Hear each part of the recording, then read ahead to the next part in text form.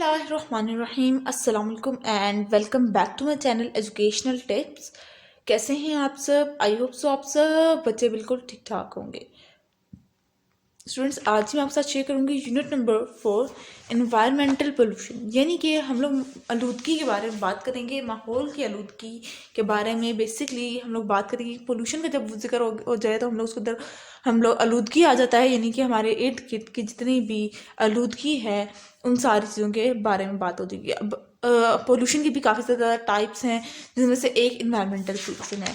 तो बेसिकली इसके अंदर हम लोग अपने इन्वायरमेंट की, अपने इर्द गिर्द के माहौल की पोल्यूशन के बारे में बात करेंगे। तो आप लोग पेज नंबर खोल लीजिए अपना अपना पेज नंबर 46 और पेज नंबर 47। ठीक है, अच्छा जी, पेज नंबर 46 और पेज नंबर 47 इसके टॉप पे देख लीजिए तो हमारे पास रीडिंग है, over the years human activities have cause several harmful changes in our environment. अब वो कह रहे हैं कि काफ़ी सालों से ह्यूमंस हमारी जो एक्टिविटीज़ हैं, हमारे जो काम करने की जो चीज़ें हैं, जो चीज़ें हम लोग यूज़ कर रहे हैं अपनी एक्टिविटीज़ परफॉर्म करने के लिए, उनकी वजह से हमारे इन्वायरमेंट में, हमारे माहौल के अंदर काफ़ी ज़्यादा चेंजेस आई हैं, और वो चेंजेस हार्मफुल चेंजेस हैं, नुकसानदेह तब्दीलियां हैं। Recently, you must have heard about smoke in many areas of Pakistan. आपने आजकल सुन रहे होंगे काफ़ी ज़्यादा कि हमारे यहाँ स्मोक धुंध और ये काफ़ी ज़्यादा इस तरह की चीज़ें काफ़ी ज़्यादा परवान चढ़ी हैं, यानी कि इस तरह की स्मोक हो गया और इस तरह की काफ़ी ज़्यादा ऐसी चीज़ें हैं जो कि काफ़ी ज़्यादा हमारे लिए बहुत ज़्यादा आम हो रही हैं और साथ साथ हमारे लिए बहुत ज़्यादा नुकसानदेह हैं। It cause major health problem, ये हमारे लिए ये कुछ बुनियादी हमारी सेहत पर कुछ बुनियादी असर डालती है, including asthma, bronchial infection, allergies and heart problems. यानी कि इससे लोगों को अस्थमा का प्रॉब्लम शुरू हो जाता है, उनको एलर्जीज होना शुरू हो जाती है और साथ साथ उनको दिल की बीमारियां, दिल के अमराज शुरू हो जाते हैं। Due to smoke visibility gets low and it becomes very dangerous to travel on the highways and motorways that connect various part of the country। अब जब स्मोक काफ़ी ज़्यादा बहुत ज़्यादा हो रही हो तो ये काफ़ी ज़्यादा प्रॉब्लम देखने में आती है कि हमें कुछ नज़र नहीं आ रहा होता, ड्राइविंग करना मुश्किल हो जाती है और इस तरह से लोग एक जगह से दूसरी जगह ट्रैवल नहीं कर सकते हाईवेज के थ्रू या मोटरवेज के थ्रू। और फिर यही दो रास्ते हैं जिसके थ्रू आप किसी एक सिटी टू सिटी ट्रैवल कर सकते हैं। Flights gate delayed because of smoke.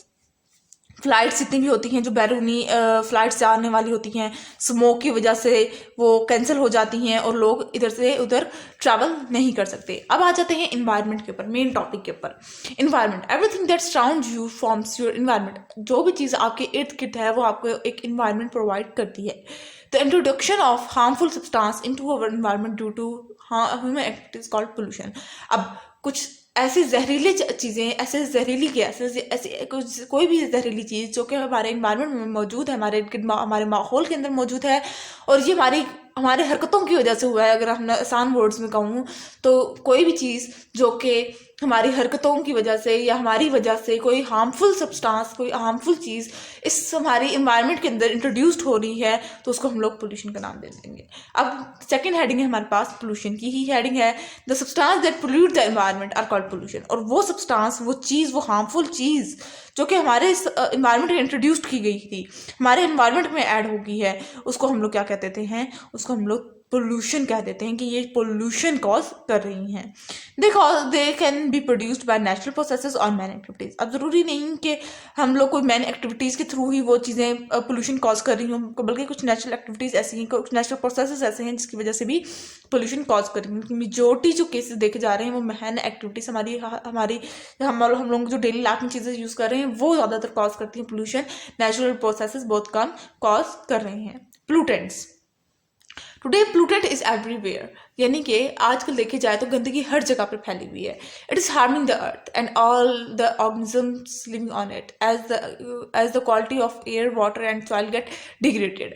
अब ये हमारी जो हर जगह पर गंदगी फैली हुई है, ये हमारी अर्थ के लिए, हमारी ज़मीन के लिए बहुत ज़्यादा नुकसानदेह है। अब क्यों? क्योंकि इस तरह से जितने भी हमारे जो इर्द गिर्द के जो जितने भी इस ज़मीन पे लिविंग ऑर्गेनिजम्स रह रहे हैं, जानदार चीज़ें रह रही हैं, वो उनके लिए भी ये हार्मफुल है।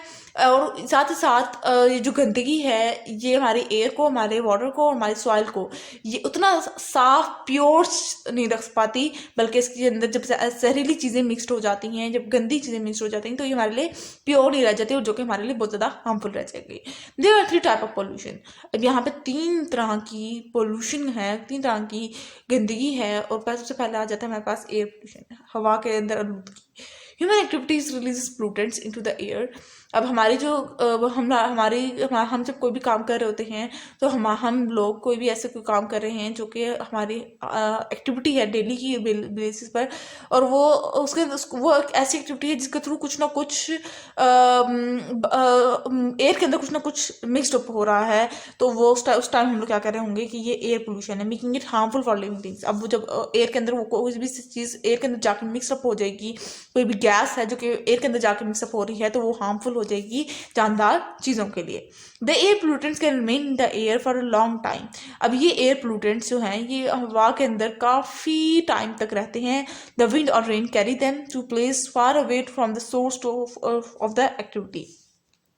अब ये देखिए, फॉर एग्जांपल यहाँ पे कहीं पे मैं अगर आग जला रही हूँ और जो आग का जो धुआं है वो, या फैक्ट्री है और फैक्ट्री के अंदर से जो धुआं निकल रहा है, जहरीला धुआं निकल रहा है, वो जहरीले मादे उसके निकल रहे हैं और वो एयर के अंदर जाकर डिजॉल्व हो जाता है। और जब ये डिजॉल्व हो जाता है तो जब विंड हवा जब चलती है तो वो जो एयर के अंदर जो डिजॉल्व हुई भी होती हैं, जो जहरीली गैसेस डिजॉल्व हो चुकी होती हैं, फैक्ट्री से निकली हुई जहरीली गैसेस एयर के अंदर जब जाकर डिजॉल्व होंगी और फिर जब वो हवा चलेगी तो वो वो वहाँ पर जो एयर होगी वो आगे पास होती चली जाएगी और फिर वो आगे तक नुकसानदेह होगी। इस वजह से कहते हैं कि जितने भी इस तरह की कंस्ट्रक्शन एरियाज हैं या जितनी भी फैक्ट्रीज हैं ये सारी सिटी से बाहर लगानी चाहिए ताकि सिटी के अंदर कोई किसी को नुकसान ना पहुंचे। This effect other areas as well, यानी कि जब एयर पोल्यूशन है तो फिर जाहिर सी बात है फिर हवा चलेगी और सारी जगह पोल्यूटेड हो जाएगी। Air pollution is mainly caused by the following activities. Air pollution क्यों कॉज होती है, ये कुछ एक्टिविटीज आपके पास बताई हुई हैं, इनकी वजह से एयर पोल्यूशन मेनली कॉज होती है। Fuel such as coal and natural gas are burn into power station to generate electricity. अब फ्यूल जिस तरह से कोल या फिर नेचुरल गैस पावर स्टेशन के अंदर बर्न किया जाता है, जलाया जाता है ताकि उसके थ्रू हम लोग इलेक्ट्रिसिटी प्रोड्यूस की जा सके। फिर fuel burn to run vehicles. अब फ्यूल व्हीकल जो चलाने के लिए जो यूज़ किया जाता है उसमें भी काफ़ी ज़्यादा एयर पोल्यूशन, क्योंकि पीछे से धुआं निकल रहा होता है वो काफ़ी ज़्यादा जहरीला होता है। बर्निंग ऑफ गार्बेज, हम लोग गंदगी को जला रहे होते हैं उससे भी काफ़ी ज़्यादा जहरीला धुआं निकलता है जो कि हमारे एयर के अंदर डिजॉल्व होता है और जो कि एयर पोल्यूशन का कॉज करता है।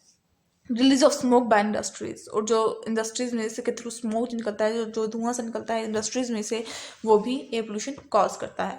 नेक्स्ट आ जाते हैं हम लोग, अपना नेक्स्ट टॉपिक है हमारे पास the green house effect. Green house effect के बारे में हम लोग पढ़ते हैं। The earth is surrounded by the atmosphere. अब हमारी जो अर्थ है वो एक एटमॉस्फेयर से सराउंड हुई हुई है। ये एटमॉस्फेयर है, ये क्या है, ये एटमॉस्फेयर है। The atmosphere is made up of 6 of gas is made up of mixture of gases. अब हमारी जो एटमॉस्फेयर है वो किस चीज़ से बनी हुई है, वो मिक्सचर ऑफ गैसेस, इनकी उसके अंदर मुख्तलिफ तरह की हमारे एटमॉस्फेयर में गैसेस पाई जाती हैं। Which trap some of the sun heat energy, जो कि अब ये एटमॉस्फेयर कुछ सन की हीट एनर्जी को एब्जॉर्ब कर लेती हैं, ये गैसेस जो कि एटमॉस्फेयर में मौजूद हैं। This warming the earth so that they can support life. अब ये जो फिर जब ऑब्जॉर्ब कर लेते हैं एटमॉस्फेयर, जो एटमॉस्फेयर में जो गैसेस मौजूद है, जब हीट एनर्जी को ऑब्जॉर्ब कर लेते हैं तो ये हमारी अर्थ को वार्म रखती हैं, गर्म रखती हैं, जिसके थ्रू हम लोग सर्वाइव कर सकते हैं, वरना बहुत ज़्यादा ठंडा टेम्परेचर हमारा। This is called green house effect. और इस होल फिनोमेना को हम लोग क्या कहते हैं, इसको हम लोग ग्रीन हाउस इफेक्ट का नाम दे देते हैं। Scientist think that human activities increases the amount of gas like carbon dioxide in the atmosphere.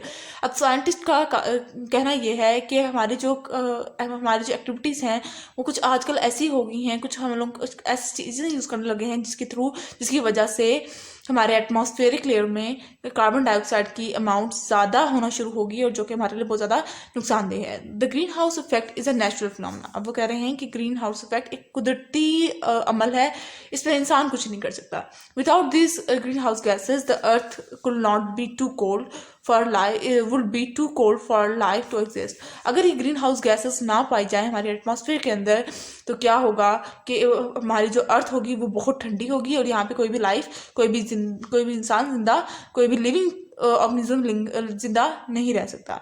It could be a solid ball of rock and ice. ये अर्थ जो हमारी जो अर्थ है, ये एक सॉलिड बॉल की तरह होगी जो कि, और या फिर आइस की तरह होगी, जिसको एक ऐसी ज़मीन जहाँ पे सिर्फ बर्फ़ ही बर्फ़ हो, ठीक है, क्योंकि इतना ज़्यादा ये ग्रीन हाउस गैसेस इतना ज़्यादा हम लोग को हीट प्रोवाइड करती हैं कि हम लोग इधर सर्वाइव कर पा रहे हैं। नीचे आ जाए फिर। Human activities like burning of fossil fuels increase the amount of gas in the atmosphere. अब हमारी जो चीज़ें हम लोग यूज़ कर रहे हैं, जिस तरह से हम लोग बर्निंग ऑफ फॉसिल फ्यूल्स हैं, जब ये क्या करती हैं कि इंक्रीज करती हैं amount of gases in the atmosphere के अंदर जितनी भी जो गैसेस की जो अमाउंट है उसको ज़्यादा इंक्रीज कर रही चली जा रही है। This can led too much heat being trapped, जिसकी वजह से अब उनके गैसेस की तादाद ज़्यादा होने की वजह से अब वो गैसेस सन से ज़्यादा हीट अब्जॉर्ब करती हैं। This is known as enhanced green house effect. और इसको क्या कहते हैं, जब कोई भी गैस ज़्यादा हीट अब्जॉर्ब करना शुरू हो जाए, जब ग्रीन हाउस गैसेस, तो उसको हम लोग कह देंगे enhanced green house effect. Enhanced का मतलब होता है ज़्यादा हो जाना।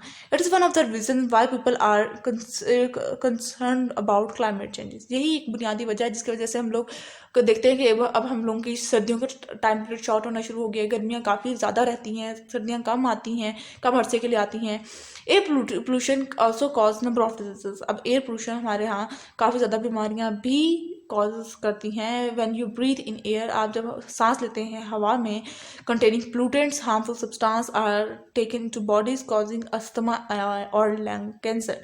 अब वो कह रहे हैं कि जब हम लोग सांस लेते हैं हवा के अंदर, मैंने सांस ली अभी, ठीक है, अब जो एयर होगी अगर वो प्लूटेड एयर है, ठीक है, तो क्या होगा कि वो मेरी बॉडी के अंदर भी हार्मफुल गैसेस चली जाएंगी, जिस वजह से मेरे अंदर मुझे अस्थमा और लंग कैंसर जैसी बीमारियां हो सकती हैं। ठीक है, तो अब नेक्स्ट हमारे पास टॉपिक आ जाता है वाटर पोल्यूशन और लैंड पोल्यूशन। तो ये मैं आपके साथ नेक्स्ट लेक्चर में शेयर करूंगी। आज के लिए बस इतना ही। आई होप सो आपको आज वाला लेक्चर आप लोगों को समझ आ गया होगा। अगर आज का लेक्चर आप लोगों को समझ आ गया है तो मेरे चैनल को सब्सक्राइब कर दीजिएगा, वीडियोस को लाइक कर दीजिएगा और साथ साथ बेल आइकन को प्रेस करना मत भूलिएगा। इससे मेरी आने वाली हर लेटेस्ट अपडेट सबसे पहले आप तक पहुंचेगी। मिलती हूँ किसी और वीडियो में। दुआ में याद रखिएगा, अपना ख्याल रखिएगा। अल्लाह हाफिज़।